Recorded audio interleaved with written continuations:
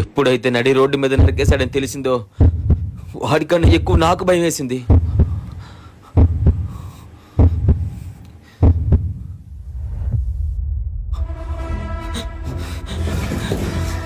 అరే విష్ణు, ఏం చేస్తున్నావురా? కొడుకు అల్లంత పని చేశాడే.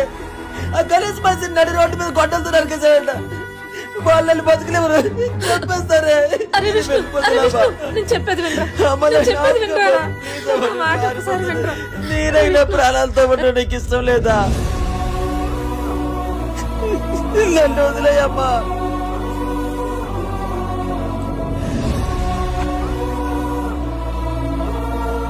ఆ ఊర్లో ఉంటే చంపేస్తారని తెలిసి ఐడెంటిటీ మార్చుకొని ఇక్కడికి వచ్చి బతుకుతున్నా.